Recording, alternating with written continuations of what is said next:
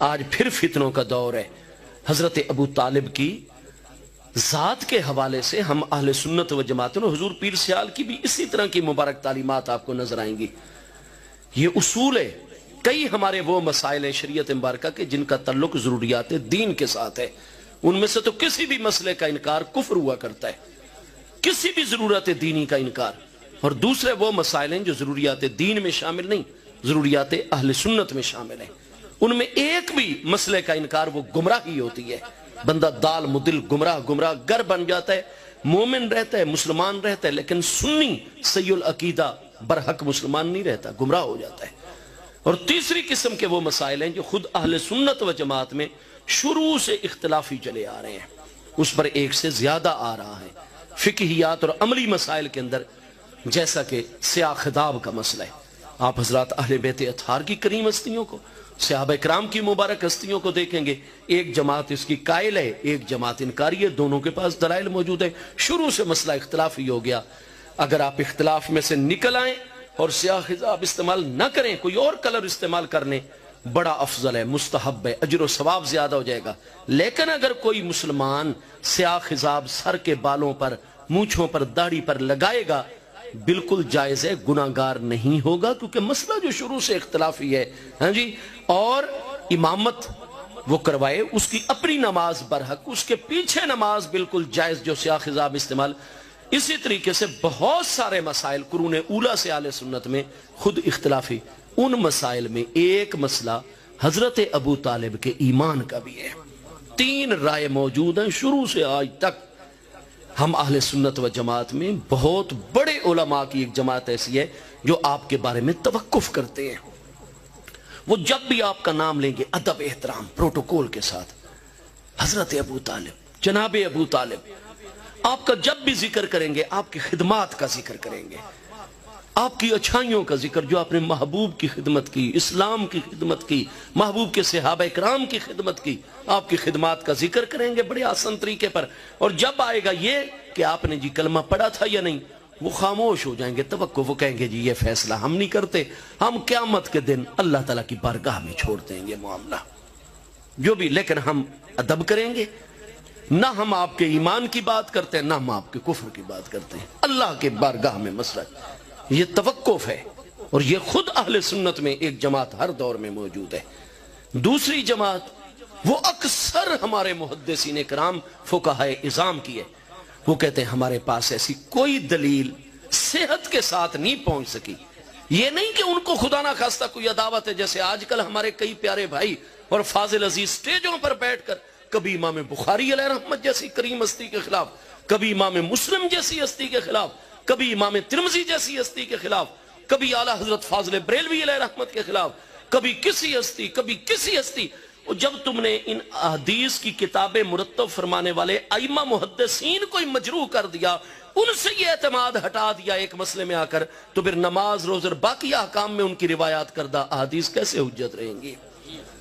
آپ تو پوری امت کا بیڑا ہی غرق کرنے پر تلے ہوئے ہیں میرے عزیزوں۔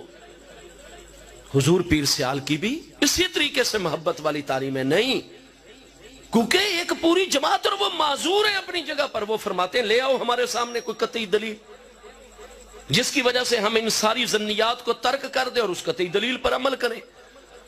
لہٰذا ایک بہت بڑی جماعت حضرات محدثین کرام کی، مفسرین کرام کی، حضرات فقہاء کی، صوفیاء کرام کی، ہر دور میں اہل سنت میں، اور وہ اکثریت میں جمہور ہیں، وہ آ رہی ہے، جو کہتے ہیں کہ ہم بڑے افسوس کے ساتھ اور دل گرفتگی کے ساتھ، ورنہ جتنی محبت ہمیں محبوب کی نسبتوں سے ہے سبحان اللہ، تو کہتے ہیں کہ ہمارے سامنے چونکہ دلیل ایسی کوئی پایہ ثبوت کو نہیں پہنچ سکی، لہٰذا ہم بھی جب نام لیتے ہیں ادب کے ساتھ لیتے ہیں، لیکن ہم معذور ہیں، ہم آپ کے ایمان کا قول نہیں کر سکتے، کیونکہ دلیل ہمارے پاس، اور دلیل کی اتباع کا حکم ہے۔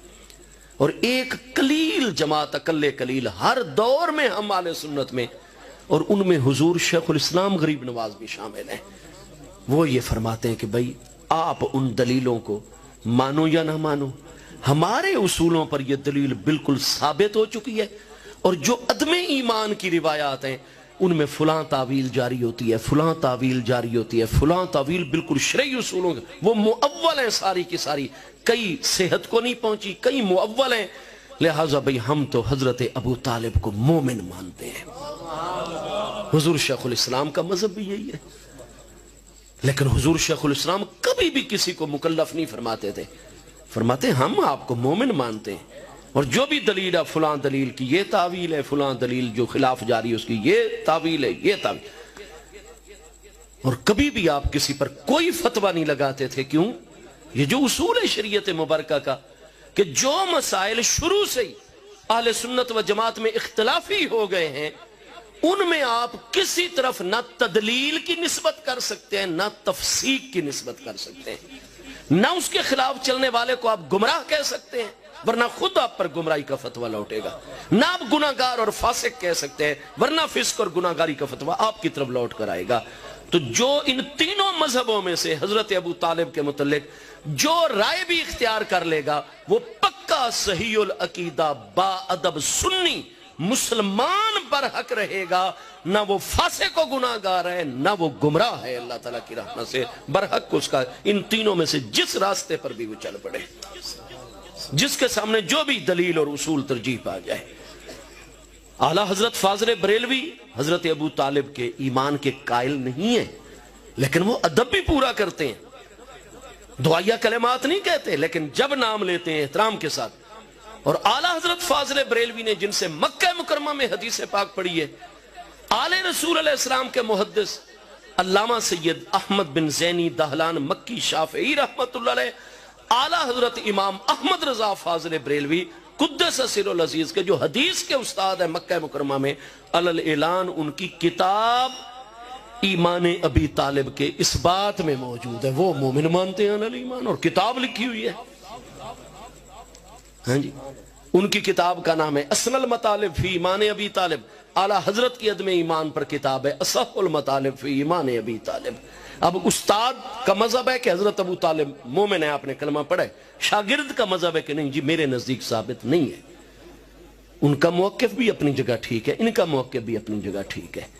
تو اس لیے میرے بھائی گزارش میں یہ کروں گا آج کل نہیں جی جب یہ اختلاف آ گیا، جیسے آج کل اہل تشیع حضرات کئی ہمارے نوجوانوں کو پٹی پڑھاتے ہیں، نہیں جی اگر ایک طرف حق ہے تو دوسری طرف ضروری باطل ہوگا، آپ حق باطل کو ملا رہے ہیں. قرآن فرماتا ہے لا تلبسوا الحق بالباطل وتکتموا الحق وانتم تعلمون، حق باطل کو گڈمڈ نہ کرو. ہم ان سے ایک ہی مسئلہ خود شیعہ اصول پر ان کی کتابوں میں سے سوال کرتے ہیں کہ حضرت خضر علیہ السلام کے متعلق تمہارا کیا قول ہے؟ اہل تشیع میں یہ دونوں قول موجود ہیں. بعضوں کے نزدیک آپ اللہ کے برحق نبی علیہ السلام ہیں، بعض کے نزدیک آپ کی نبوت سے وہ کہتے ہیں ولی کامل ہیں. غیر نبی کو نبی ماننا کفر ہے یا نہیں ہے؟ اور نبی ہو تو اس کو نبی نہ ماننا، جو نبی نہ مانے گا نبی کو وہ کافر ہو جائے گا یا نہیں ہو جائے گا؟ حضرت خضر علیہ السلام کے بارے میں کوئی ولی مانے نبی مانے کیوں کافر نہیں ہوتا؟ بتائیے ہمیں. حضور پیر سیال بھی یہی پیاری دلیلیں دیتے ہیں. ہاں جی، ہم تو خضر علیہ السلام کو اللہ کا نبی مانتے ہیں کیونکہ یہی مرجح قول ہے، محقق مذہب ہے. قرآن پاک میں ما فعلتہ عن امری، مجھے اللہ کا امر، اللہ کا براہ راست امر نبی علیہ السلام پر آتا ہے کہ ایک بچے کی گردن دبا دینا، کشتی توڑ دینا، تو یہ محض الہام کی بنیاد پر تو ہوتا نہیں ہے، یہ ہوتا تو امر ربی اور وحی کے ذریعے خفی ہو یا ظاہر. تو ہمارے نزدیک ترجیح آپ اللہ پاک کے نبی ہیں، لیکن چونکہ امت میں شروع سے اختلاف ہے، خدا اہل سنت میں بھی اہل تشیع میں بھی، حضرت خضر علیہ السلام کو نبی جو مانتا ہو وہ نہ سنیوں کے نزدیک کافر ہے نہ شیعوں کے نزدیک کافر، اور جو آپ کی نبوت نہ مانے بلکہ آپ کو اللہ کا کامل ترین ولی اور کتب مانے، اس پر بھی کوئی کفر کا فتویٰ نہ شیعوں کے اصولوں پر ہے نہ سنیوں کے اصولوں پر ہے. تو جو ہمارے سنی ہر بات میں ہمارے نوجوان سوشل میڈیا پر متحرک ہیں، کفر کے فتوے بغیر علمی کے داغ رہے ہیں، وہ ذرا اسی اختلاف کو سلجھا دیں مہربانی کر کے کہ خضر علیہ السلام کو نبی ماننے والا بھی مومن رہتا ہے، نبی نہ ماننے والا اور ولی ماننے والا بھی مومن رہتا ہے. تو مہربانی کریں اپنے آپ کو سنبھالیں، شریعت مبارکہ کا راسخ علم اور راسخ علماء کی مجلس اور حضور پیر سیال جیسے کامل شیوخ کی خدمت میں اپنا وقت گزاریں. اللہ پاک حضور پیر سیال لجپال غریب نواز کے درجات بلند فرمائے.